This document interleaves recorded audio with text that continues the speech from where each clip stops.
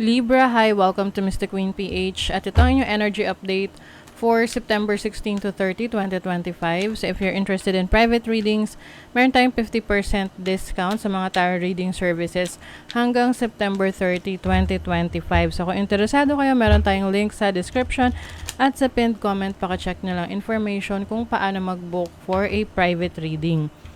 And please subscribe to our channel to show your support. Like, share this video. Comment na rin kayo kung kayo naka-resonate. Paalala lang, ang reading na to ay isang general reading. So, maaari kayong makarelate, maaring hindi. Just take what resonates. Okay, let's see. Libra. What's the energy? September 16 to 30 for Libra.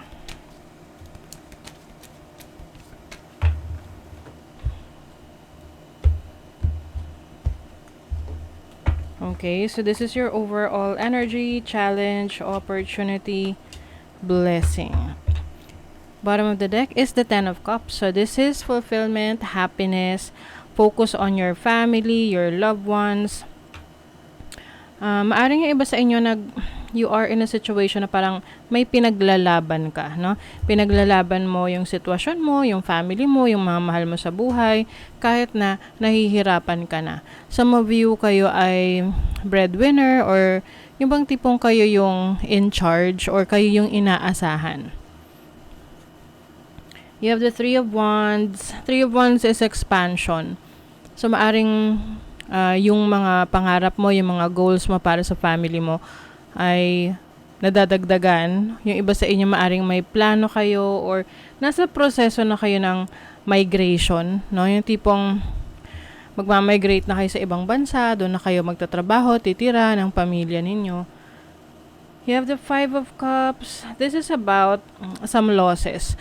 Maari kasing meron kayong mga expectations about your plans na hindi nag-work para sa inyo. So ngayon, nag-iiba kayo ng diskarte or nag-iiba kayo ng destination na gusto nyong tahakin.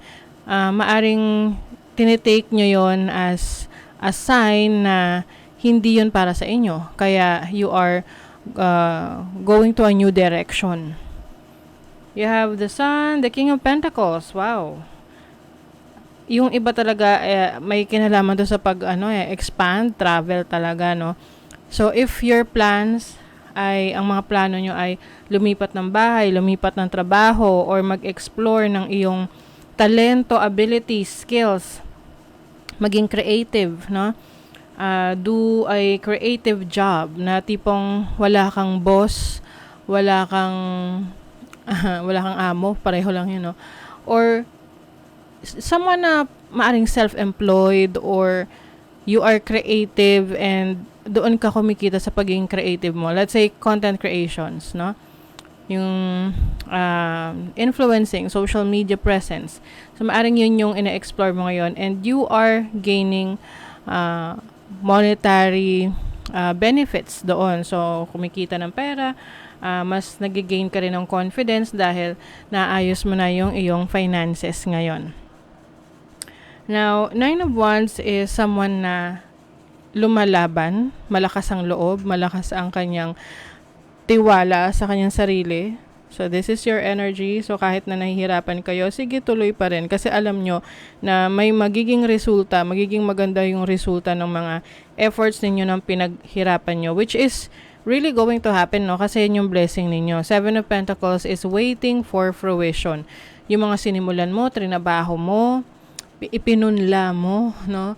Ito ay magbubunga na. Kailangan lang maging patient ka and at the same time, magpatuloy lang, no? Huwag kang susuko.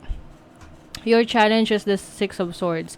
May mga bagay pa rin na parang nahihirapan kang i-let go, iwanan. Lalo na kung nakagawian mo na, nakasanayan mo na. Pero kung alam mo sa sarili mo na doon ka mas magiging doon ka mas magiging masagana, doon ka mas mag-i-improve, then embrace that change. Okay? Kasi minsan yung pagbabago na inaayawan natin, yun pala yung makakapagpabuti sa atin. Yes. So the Nine of Cups is your opportunity. So, as an opportunity, meron kang wish na matutupad kasi wish fulfillment din to. And also, happiness. Maari ring meron kang opportunity na makapag-network, mas madaming maging kaibigan, connections, natutulong sa mga plano mo, sa mga pangarap mo. 'Di ba? So, kumbaga, ang mga tao kasi we are social people. We are, kumbaga, yung growth, nakasalalay rin yan sa mga connections natin. 'Di ba? Mas marami nakakakilala sa'yo, yung fame, 'di ba? Yung pagiging sikat, opportunity 'yan para kumita ng pera, maging successful sa buhay. So I think yun rin yung oportunidad mo ngayon na may mga nagbubukas na maring simula para sa to explore yung mga possibilities. And you'll never know na ito pala yung landas na para sa'yo talaga. Diba? So, tingnan natin yung money, career, finances for Libra. Four of Pentacles, this is stability in your finances. I think mas nagiging maingat ka rin sa pag-handle ng pera mo, sa pag-handle ng resources mo. Kumbaga parang you are holding on to something hindi ka masyadong naglalabas ng pera.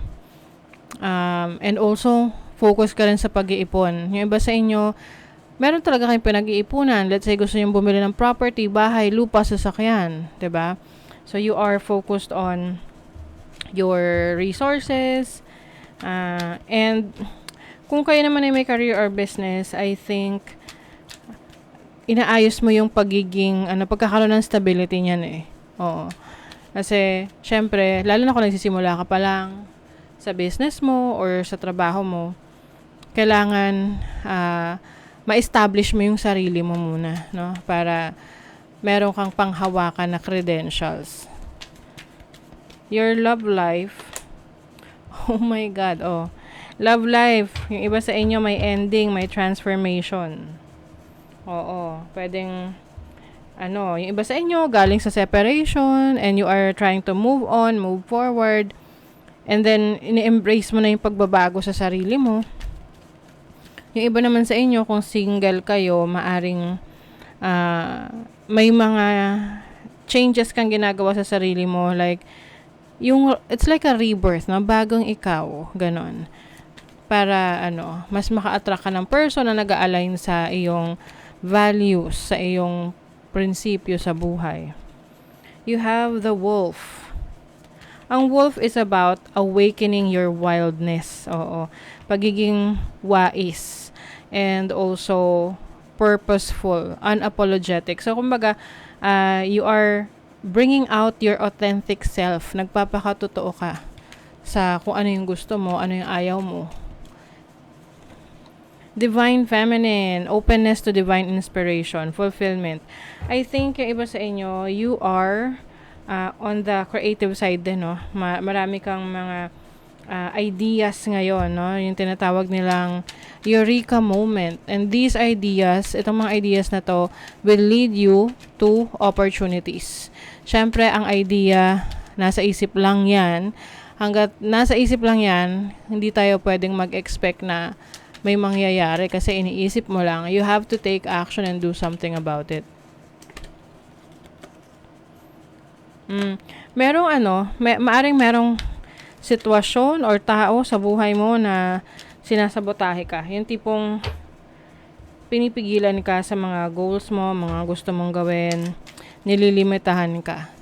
So, kapag may ganong tao sa buhay mo na instead na ine-expect mo sa kanya is suportahan ka niya, isipin mo, no? Ano kayang dahilan? Bakit ganon? May sense ba? May dahilan ba talaga siya? Katanggap-tanggap ba yung dahilan? Kasi kung it doesn't make any sense kung bakit kanya nililimitahan, maaring itong taong to ay ayaw kanyang umunlad, ayaw kanyang mas umangat. This is balance, no? You are someone who is very caring, no? You care for others, you care for your loved ones. Water energy as well is someone very compassionate. And also, I think ito isa rin to sa mga changes na mangyayari sa iyo kasi dahil mas magiging forgiving ka, lalo na sa sarili mo. And yan yung isang way mo para maalagaan mo yung sarili mo, like practicing self-love, self-care.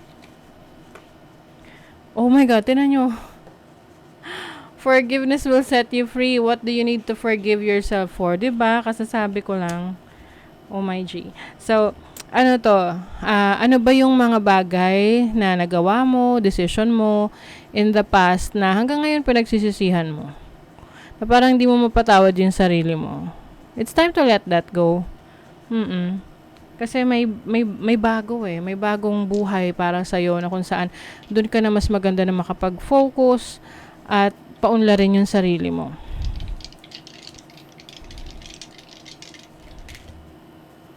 You have the 4th house o South Node. Cancer energy. South Node in Cancer and the 4th house. Oh. 4th house is about your family, your roots. So, maaari meron kang patatawarin from your past na malapit sa'yo o naging pamilya mo or talagang pamilya mo. Pwedeng ex-husband, ex-wife, or someone na nagkaroon kayo ng ng malalim na connection eh. Pwedeng family member, very close relative, or kaibigan. South Node is about yung mga nangyari in the past.